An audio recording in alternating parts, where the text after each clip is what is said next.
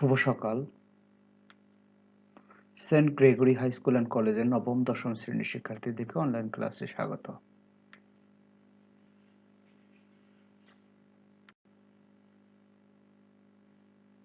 শিক্ষক পরিচিতি। আমি মোহাম্মদ শামীম ইসলাম মঞ্জু, প্রভাষক বাংলা বিভাগ, Saint Gregory High School and College, ৮২ Lakshmibazar, Dhaka ১১০০।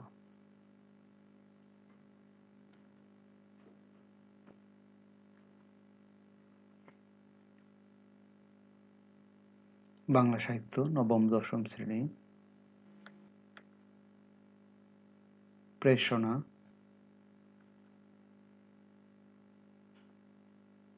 শিক্ষার্থী বন্ধুরা, আমরা একটি ইমেজ দেখতে পাচ্ছি। শুভ নববর্ষ। তাহলে আজকের পাঠ কি হতে পারে? পয়লা বৈশাখ। মাধ্যমিক বাংলা সাহিত্য, পৃষ্ঠা ১০৪ থেকে ১০৭। শিক্ষণফল। এ পাঠ শেষে শিক্ষার্থীগণ প্রগতিশীল লেখক কবির চৌধুরীর মননশীলতা ব্যাখ্যা করতে পারবে, পয়লা বৈশাখ প্রবন্ধের তাৎপর্য ব্যাখ্যা করতে পারবে, জ্ঞানমূলক ও অনুধাবনমূলক প্রশ্নোত্তর করতে পারবে। পয়লা বৈশাখ প্রবন্ধের বিভিন্ন গুরুত্বপূর্ণ দিক ব্যাখ্যা করতে পারবে। নীরব পাঠ।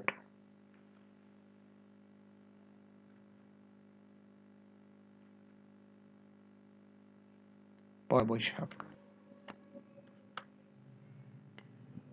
পয়লা বৈশাখ।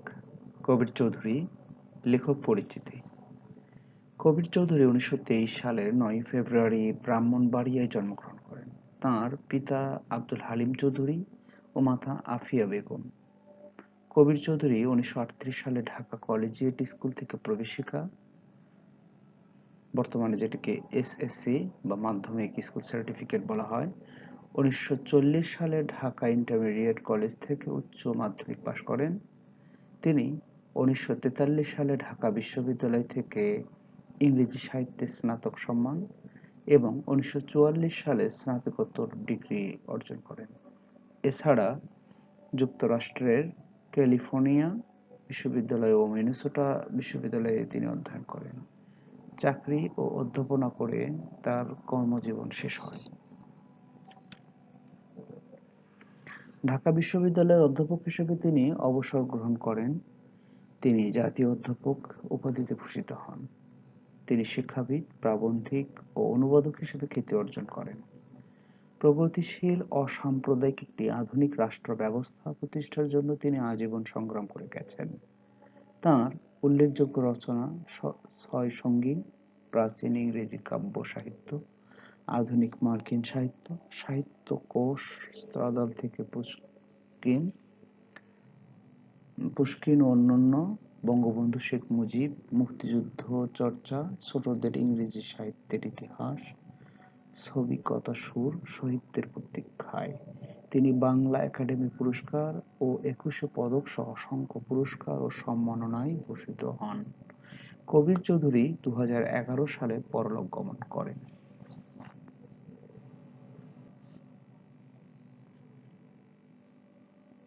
সড়ক পাঠ।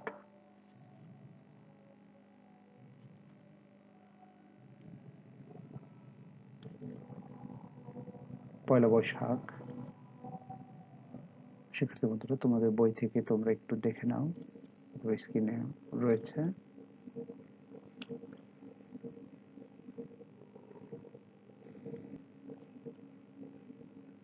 পাঠ বিশ্লেষণ।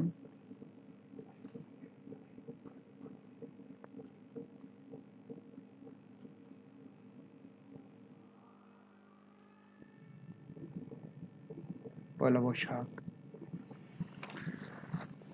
আমরা গত কয়েকটি ক্লাসে পয়লা বৈশাখ প্রবন্ধটি শেষ করেছি,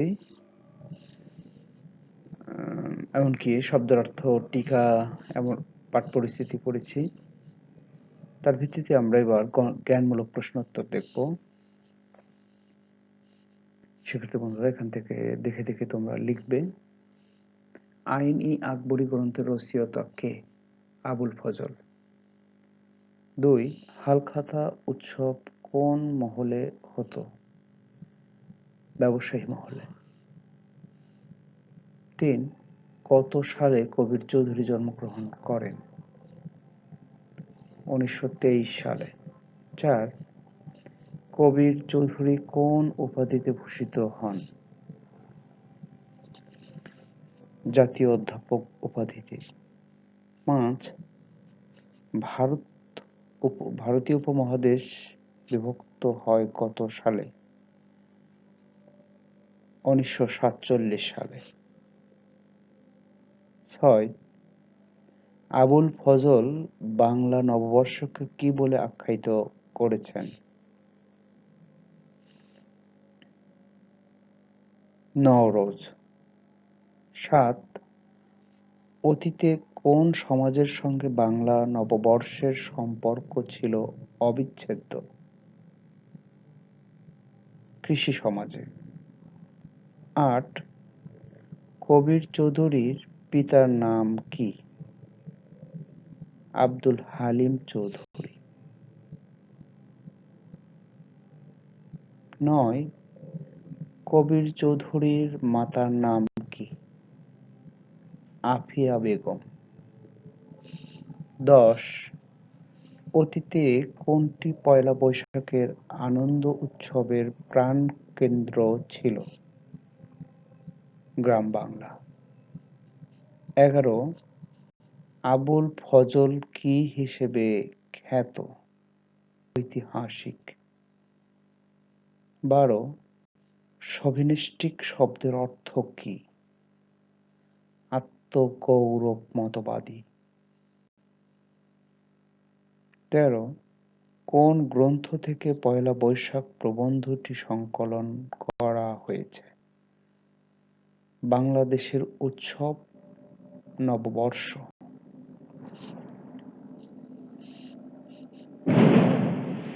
14.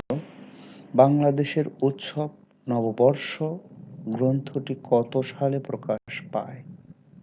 2008 সালে। 15. বাংলাদেশের উৎসব নববর্ষ গ্রন্থটি সম্পাদনা করেছেন কে? মোবারক হোসেন। 16. বাংলা নববর্ষ আজ কিসের স্মারক? আমাদের জাতীয় চৈতন্যের।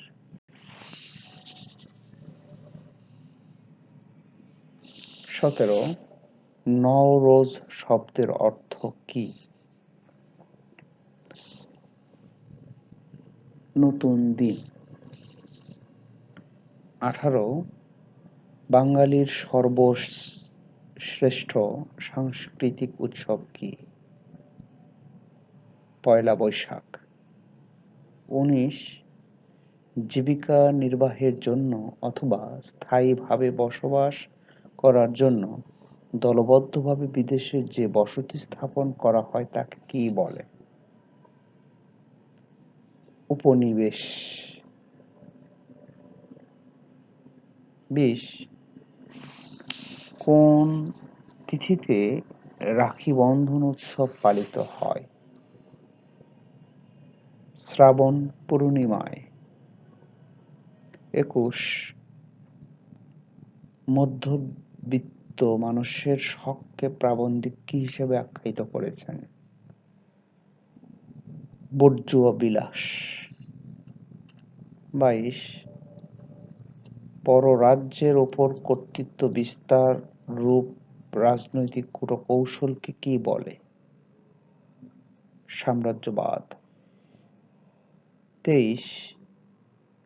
কত সালে কবির চৌধুরী মৃত্যুবরণ করেন? 2011 সালে। 24. কবির চৌধুরী কোন বিশ্ববিদ্যালয় থেকে স্নাতকোত্তর ডিগ্রি অর্জন করেন? ঢাকা বিশ্ববিদ্যালয় থেকে। 25.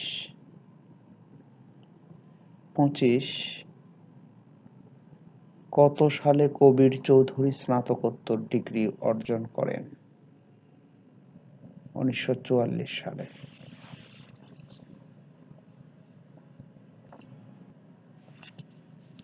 শিক্ষার্থী বন্ধুরা, এবার আমরা অনুধাবনমূলক প্রশ্ন উত্তর জানব।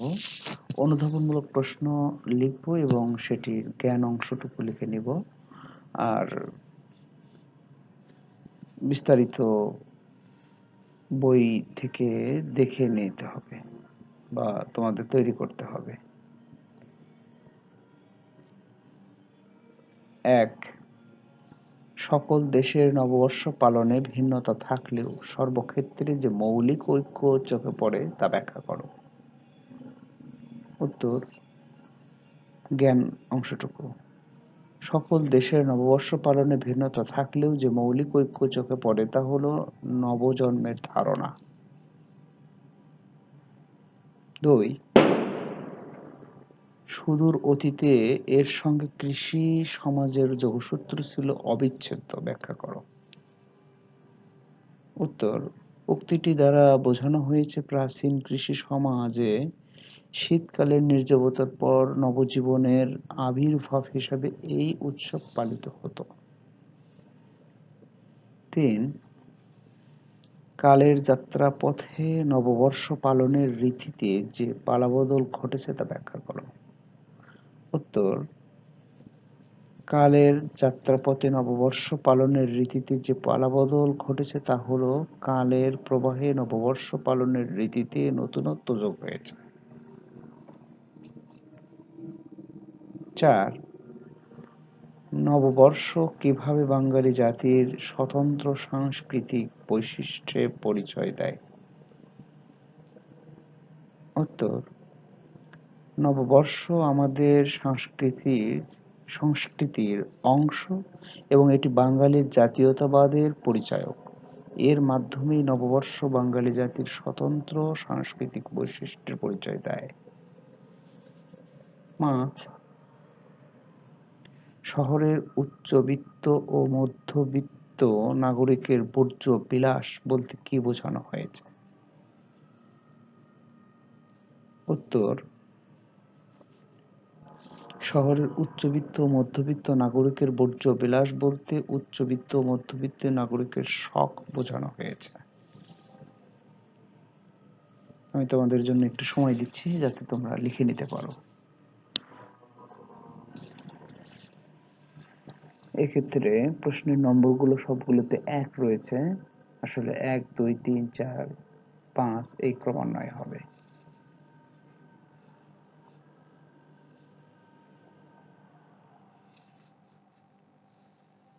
প্রশ্নগুলো আরো একবার পড়ছি, শুধু প্রশ্নগুলো। সকল দেশের নববর্ষ পালনে ভিন্নতা থাকলে সর্বক্ষেত্রে যে মৌলিক ঐক্য চোখে পড়ে তা ব্যাখ্যা করো। 2 নম্বরের প্রশ্ন, সুদূর অতীতে এর সঙ্গে কৃষি সমাজের যোগসূত্র ছিল অবিচ্ছেদ্য, ব্যাখ্যা করো। 3. কালের যাত্রাপথে নববর্ষ পালনের রীতিতে যে পালাবদল ঘটেছে তা ব্যাখ্যা করো।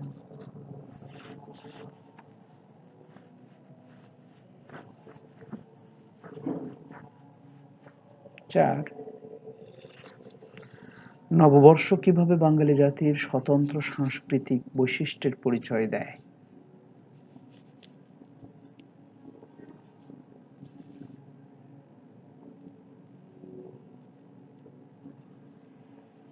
5. শহরের উচ্চবিত্ত ও মধ্যবিত্ত নাগরিকের বর্জ্য বিলাস বলতে কি বোঝানো হয়েছে?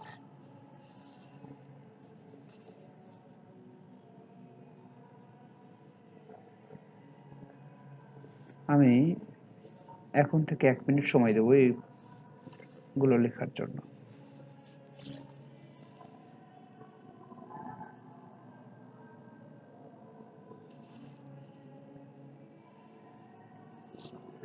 শুধু জ্ঞানের অংশটুকু লিখে রাখো, পরবর্তীতে তুমি নিজেই পূর্ণাঙ্গ উত্তর লিখতে পারবে বলে আমরা বিশ্বাস করি।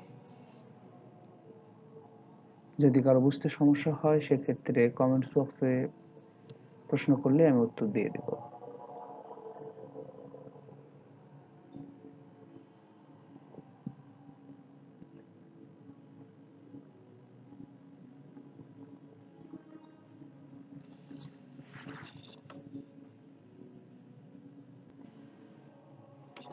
6 ধর্মীয় চেতনার বৃত্ত অতিক্রম করে বাংলা নববর্ষ আমাদের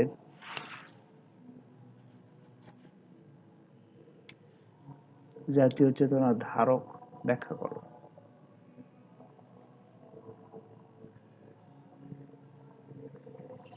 উত্তর, উক্তিটি দ্বারা বোঝানো হয়েছে বাংলা নববর্ষ পালনের মাধ্যমে আমাদের বাঙালি জাতীয়তাবাদ ও অসাম্প্রদায়িক চেতনার পরিচয় পাওয়া যায়। আমি আবারও বলছি, উক্তিটি দ্বারা বোঝানো হয়েছে বাংলা নববর্ষ পালনের মাধ্যমে আমাদের বাঙালি জাতীয়তাবাদ ও অসাম্প্রদায়িক চেতনার পরিচয় পাওয়া যায়।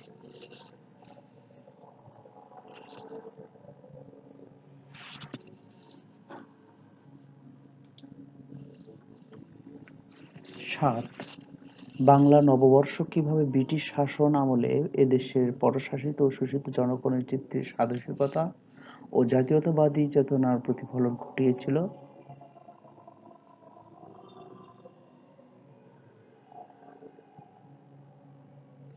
উত্তর, ব্রিটিশ শাসনামলে এদেশের পরশাসিত ও শোষিত জনগণ নববর্ষ পালনের মাধ্যমে তাদের মনে দেশপ্রেমিক চেতনার উন্মেষ ঘটেছিল, যার মাধ্যমে তাদের চিত্তে স্বাদেশিকতা ও জাতীয়তাবাদী চেতনার প্রতিফলন ঘটেছিল।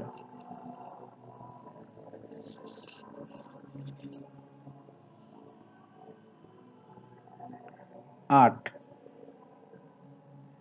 পাকিস্তান আমলে নববর্ষ পালনের ক্ষেত্রে প্রতিবাদী মনোভাব বলতে কি বোঝানো হয়েছে? উত্তর,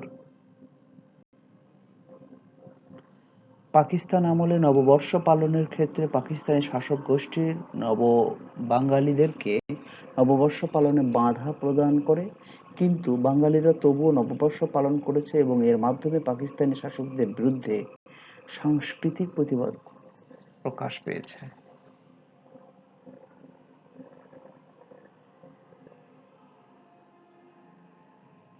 9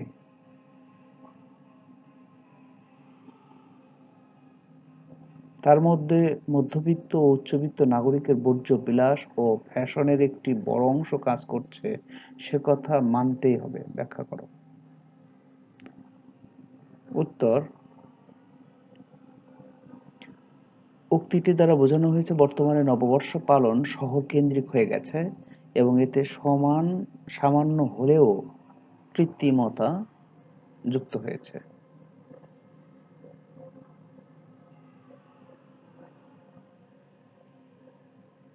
10 পয়লা বৈশাখ প্রবন্ধে নবজন্ম বলতে কি বোঝানো হয়েছে? পয়লা বৈশাখে নবজন্ম বলতে কি বোঝানো হয়েছে? উত্তর, শ্রেণীর কাজ। পয়লা বৈশাখ প্রবন্ধে নবজন্ম বলতে বোঝানো হয়েছে নতুন বছরকে বরণের মাধ্যমে নতুন ভাবে জাগার আশা এবং নতুন জীবন থেকে কমপক্ষে 3টি সাহিত্যকর্মের নাম সিডব্লিউ খাতায় লিখো। বন্ধুরা, এখানে আমরা 10টি অনুধাবনমূলক প্রশ্ন দিয়েছি এবং জ্ঞানের অংশটি সহ আমি তোমাদেরকে সময় দিচ্ছি সহ। আর জ্ঞানমূলক প্রশ্ন দিয়েছি আলাদাভাবে 25টি। এটি তোমাদের লিখতে পেরেছো নিশ্চয়। মূল্যায়ন প্রশ্ন দেখে উত্তর বলার চেষ্টা করবে। কবির চৌধুরী কত সালে জন্মগ্রহণ করেন? তিনি কিসের জন্য আজীবন সংগ্রাম করে গেছেন? রিং আউট দি ওল্ড অর্থ কি? টেনিসন কোন দেশের কবি? পয়লা বৈশাখ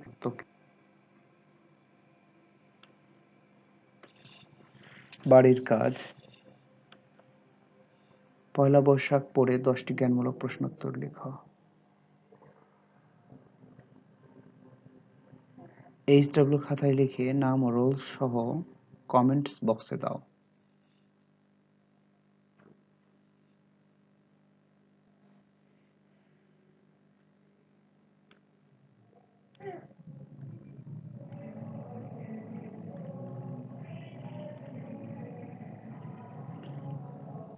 এসব বই পড়ি, একটি ভালো বই হাজারো বন্ধুর চেয়ে উত্তম।